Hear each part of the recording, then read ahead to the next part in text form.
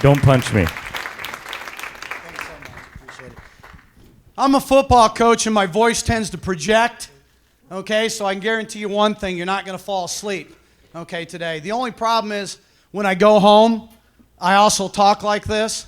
So my family is always telling me, keep it down, keep it down. So it's rough. It's a blessing, though, having a loud voice. It's been an interesting morning already. I stopped by the convenience store across the street to get a cup of coffee, and a guy comes up to me, and he wants his picture taken with that dude from Breaking Bad, Walter White. That's not funny, because that's happened a few times.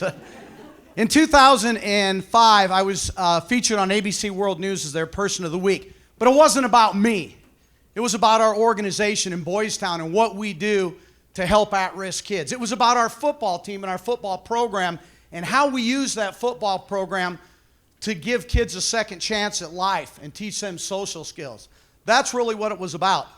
And the cameraman, as he was leaving after doing the footage, he said, "Coach, give me one thing that you want your kids in your program to get out of being in your program." And I didn't hesitate. I said, I want them to learn how to be a piece of the puzzle. I want them to learn how to fit in all the different groups that they have to fit into. And your organizations are no different. You have to fit in, and you have to be in that team environment. And you think about not only at work, but think of the other team environments that you may be involved in. You might be a part of a civic organization. You might be a part of a church organization. And all of us are a part of the most important team that there is in this country, the family structure, which somehow has been thrown away in a lot of instances. So that's what I want our kids to know. Now, I love my players, but sometimes they're not the smartest cats in the world. So I have to use visuals all the time.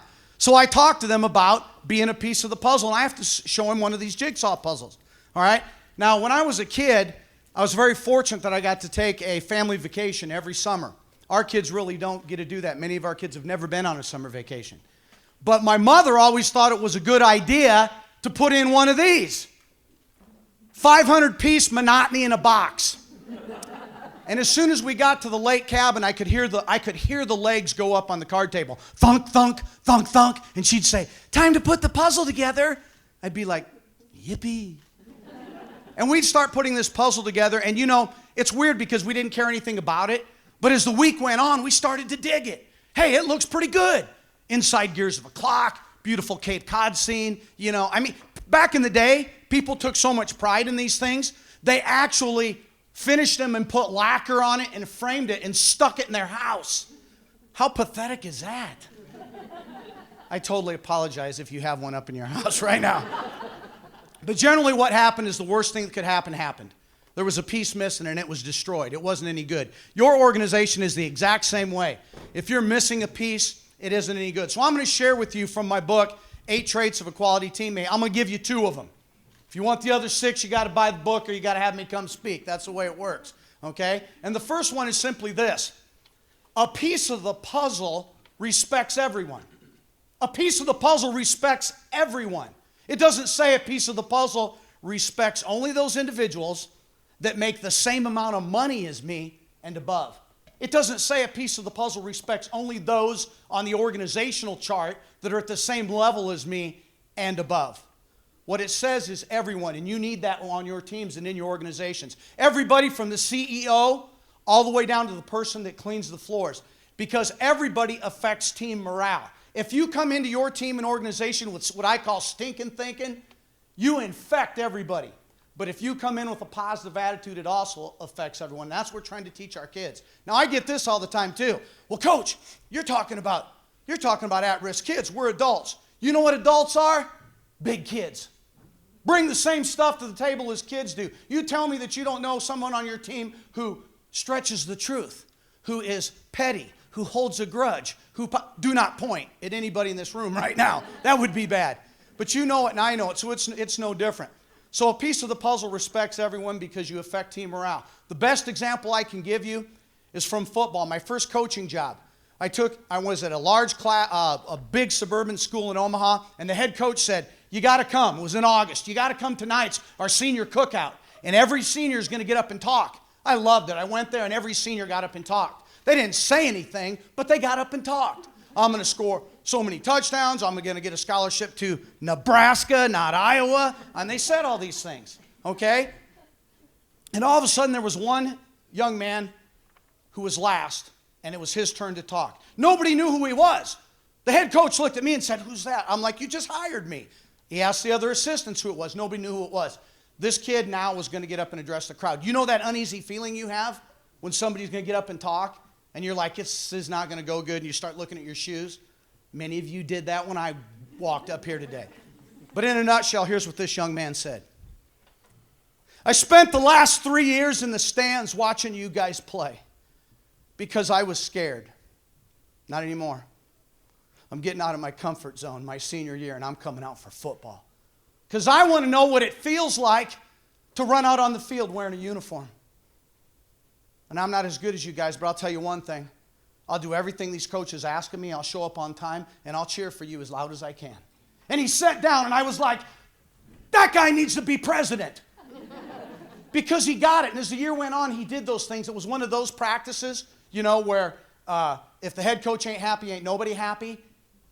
It was one of those. And guys were laying around. The coach was running them to death. And he was walking around telling them, get up off the ground. This is what Coach talked about, facing adversity.